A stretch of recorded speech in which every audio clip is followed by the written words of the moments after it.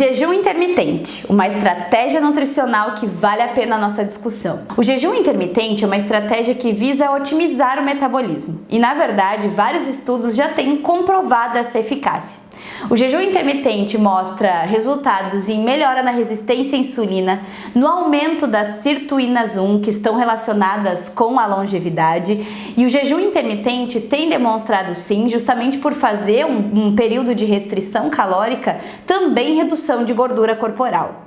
Mas aí a questão, será que fazer jejum é superior a uma estratégia de restrição calórica normal?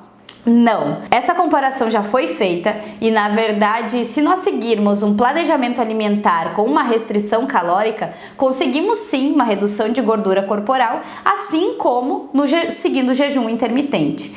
Então, na verdade, o jejum intermitente pode ser utilizado inclusive por pessoas que não visam perder gordura corporal, mas sim que visam o processo de longevidade. Nessa ativação, principalmente das sirtuínas 1, da biogênese mitocondrial e inclusive na modulação intestinal. Sim, você não nota que várias vezes você vai aos pés logo pela manhã? Isso é porque o seu organismo passou por um período de jejum. Isso otimiza a nossa função intestinal. Como fazer o jejum intermitente? As estratégias são de 12, 16, 18 horas ou até de 24 horas. Um período onde não se come nada que tenha calorias. O que pode ser tomado durante o jejum? Chás, chimarrão, destacando que a erva deve ser sem açúcar, água e café. Essas são bebidas que não quebram o processo de jejum. Quem pode fazer o jejum? Pessoas que não estejam tão inflamadas. Então, aquela pessoa que tem muita gordura corporal, aquele indivíduo que se alimenta mal, que segue uma rotina ruim, não adianta achar que o jejum vai resolver sua situação. O jejum intermitente justamente é uma estratégia avançada, justamente para aquela pessoa que já tem um comportamento alimentar legal, aquela pessoa que já come os legumes, verduras. Lembrem do vídeo inicial que eu coloquei, o que devemos fazer inicialmente para acontecer o processo de emagrecimento. E tudo começa justamente por um aumento da variedade nutricional, incluindo mais nutrientes. Então, esse indivíduo que não tem o cortisol tão alterado, cortisol é o nosso hormôniozinho do estresse, esse indivíduo sim pode fazer o jejum. Agora, aquele indivíduo que já vive num ambiente estressado e que se alimenta mal, o jejum não vai trazer bons resultados.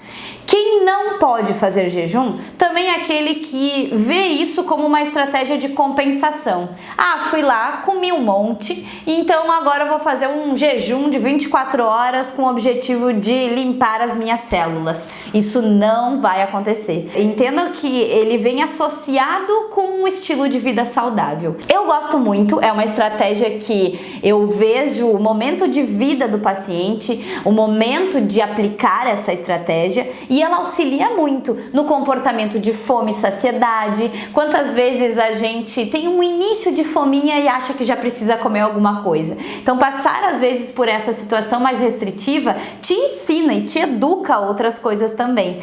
E assim como é uma estratégia visando longevidade. Então, nesse sentido, eu utilizo também até com pessoas de mais idade. Além desse jejum de 16, 18, 24 horas, também existem estudos que estão avaliando Time Restricted Feeding. O que significa isso? É o tempo de restrição no período alimentado.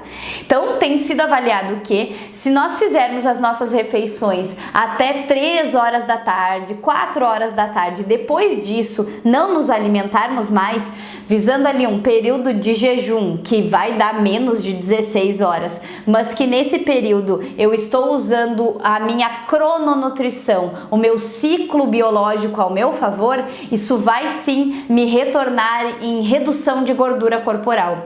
Então, a hora de fazer o jejum também é interessante. Para que eu vou ficar eliminando o meu café da manhã, sendo que eu aprendi com todos esses anos de acompanhamento nutricional o quão importante é comer menos na parte da noite, comer mais na parte da manhã. Então, a gente pode fazer esses joguinhos que já vão doutrinando, já vão ensinando o paciente a ter autonomia nas suas escolhas e ao mesmo tempo reeducando a sua fome para o período que ela deve ser colocada. Como estratégia nutricional, o jejum deve ser programado.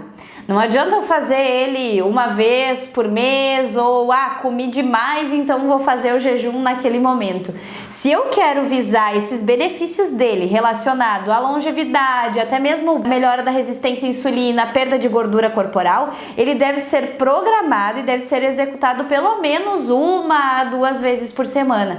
Então, isso deve ser organizado, não deve ser utilizado de qualquer forma. Também por um período pré-determinado. Então, isso é uma discussão com o seu nutricionista e dessa forma a gente vai organizando dentro do melhor momento de vida. Espero ter ajudado e espero ter desmistificado algumas questões do jejum, porque eu vejo muitas pessoas fazendo ele errado e utilizando ele como uma estratégia de compensação. Isso não deve ser feito.